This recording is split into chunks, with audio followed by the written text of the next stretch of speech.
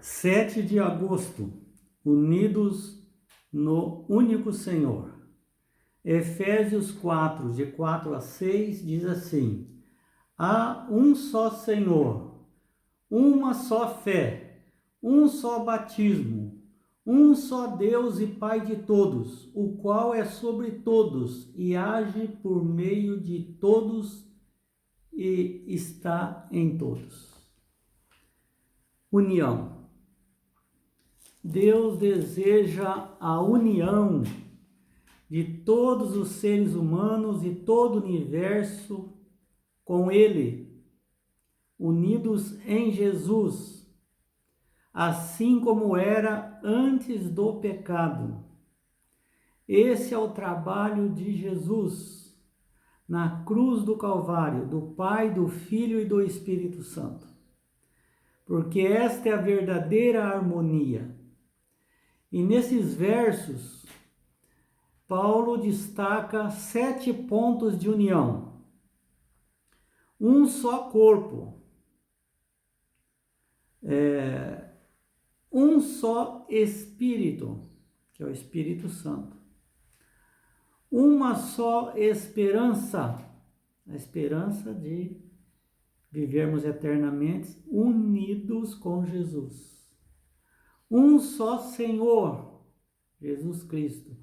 Na realidade, a figura de Senhor, na época, significava aquele que manda, aquele que coordena, aquele que administra. Jesus é o nosso Senhor. Nós somos os seus servos, os que servem. Uma só fé, um só tipo de fé. Alguns têm fé numa imagem, outros têm fé no seu instinto. Enfim, aqui diz que é uma só fé. Fé em Jesus Cristo. Um só batismo. É só um tipo de batismo. Não quer dizer que eu vou batizar uma vez só. É um só tipo de batismo. Porque Paulo rebatizou 12 pessoas ali em Roma, né? Que eram lá dos Efésios, né? O próprio em Éfeso, Paulo disse que era um só batismo. Depois ele rebatizou 12 pessoas. Então, um só tipo de batismo. Tem vários tipos de batismo. Tem um batismo de sangue, tem um batismo na Umbanda, tem um batismo na capoeira, tem um batismo em várias coisas. Mas para a salvação eterna é o batismo por imersão. Não é aspersão, é imersão na água, simbolizando a morte da pessoa em Jesus Cristo. Assim como Cristo morreu, ele também morre. É sepultado junto com Cristo, assim como Cristo foi. E levanta novamente, porque representa a ressurreição. E também um só Deus e Pai de todos. E aqui ele diz então que é sobre todos, verso 7. Ou seja, a transcendência dele. Ele supera os nossos limites. Ele está acima de nós. Ele é muito mais, ele é Deus, está acima de nós. Transcendente, vive em outra dimensão também. E também ele fala que esse Deus que é Pai de todos, é sobre todos e age por meio de todos. Ele não está estático, está interessado em nós, ele age. E está em todos, imanência. Ou seja, mesmo que ele seja tão grande que nós não podemos imaginar, ele se faz pequeno para habitar na nossa mente, no nosso coração. Está com todos.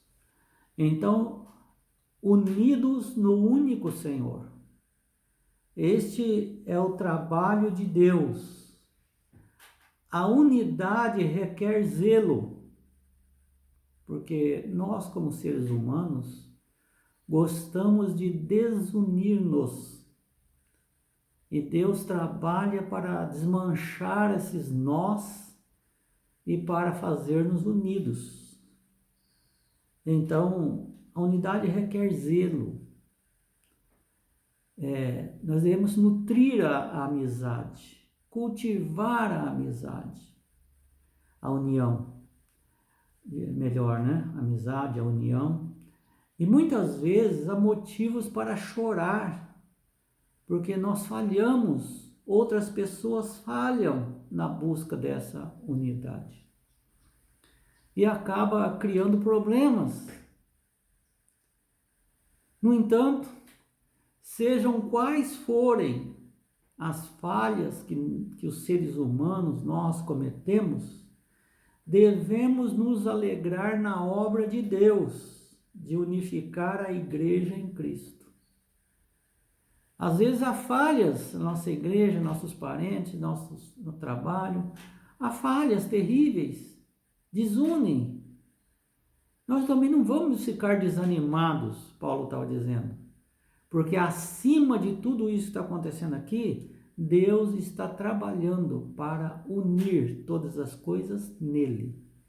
Se pessoas não querem unir-se com a igreja, conosco, no trabalho, em algum lugar, isso é um problema da pessoa. Não podemos desanimar por causa disso, porque um dia seremos unidos na glória em Deus.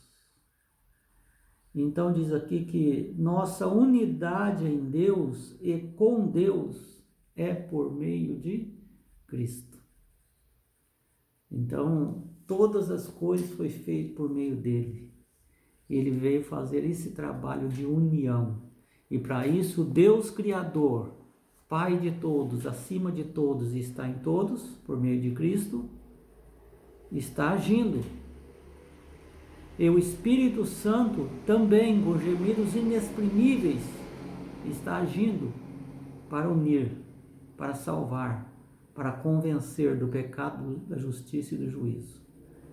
Que Deus possamos entender isso e não ser uma pedra para desunir qualquer tipo de atividades.